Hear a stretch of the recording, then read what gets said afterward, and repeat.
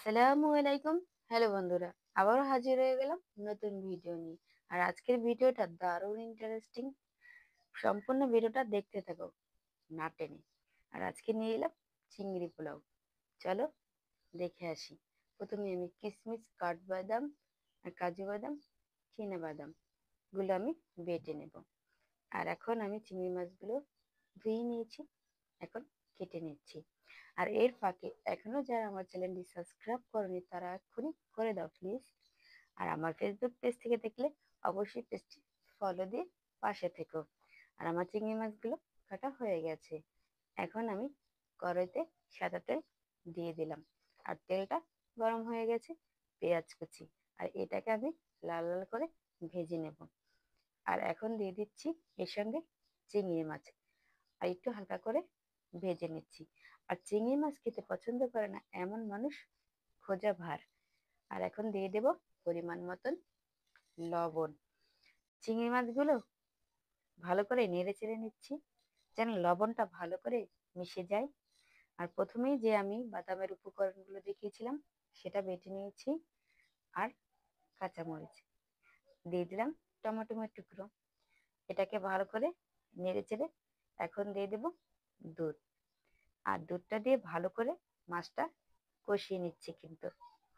আর চিংড়ি মাছ দিয়ে পোলাওটা খেতে যে এতটা পরিমাণে স্বাদ লাগে, সেটা না রান্না করে খেলে বুঝতেই পারবে না কিন্তু। আর দেখো তো চিংড়ি মাছগুলো কষানোটা দেখতে কতটা লোভনীয় হয়েছে। এখন বাকি মশলায় দিয়ে দিব আদা বাটা, রসুন বাটা, জিরে বাটা আর ধনিয়া গুঁড়োটা দিয়ে দিচ্ছি। মশলাটা ভালো করে এখন কষিয়ে নিচ্ছি। আর আমি পোলার চালটা কিন্তু ধুয়ে পানিটা ঝরিয়ে নিয়েছি। এখন চালটা দিয়ে দিচ্ছি। আর এখানে দারচিনি, এলাচ, তেজপাতা দিয়ে আমি ভেজে নেব। আর তোমরা চাইলে কিন্তু বাসমতি চালটা দিয়ে করতে পারো, কিন্তু আমার মেয়ে পোলার চালটা খুবই পছন্দ করে। আর এখানে আমি গরম পানিটা দিয়ে দিলাম। আর পানিটা কিন্তু সাবধান, আধা কেজি চালে 1 কেজি পানি দিলে চলবে।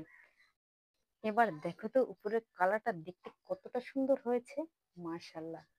দিয়ে দিলাম চিংড়ি মাছগুলো আর কিছু কাঁচামরিচ। আবারও ঢাকনা চাপা দিয়ে রেখে দেবো। এই দাঁড়াও, তুমি যদি আমার ইউটিউবের বন্ধু হয়ে থাকো, আমার চ্যানেলটি সাবস্ক্রাইব করে না থাকো, এক্ষুনি করে দাও প্লিজ। আর আমার ফেসবুকের বন্ধু হলে অবশ্যই পেজটি ফলো দিয়ে পাশে থেকো বন্ধুরা। যাওয়ার আগে একটি কমেন্ট করে যাবে। তোমাদের এই একটি কমেন্ট আমার আগামী দিনে নতুন ভিডিও করার আগ্রহটাই বাড়িয়ে দেবে। চিংড়ি পোলাওটা দেখো তো কতটা ঝরঝর হয়েছে, একটি গার একটি লেগেনি।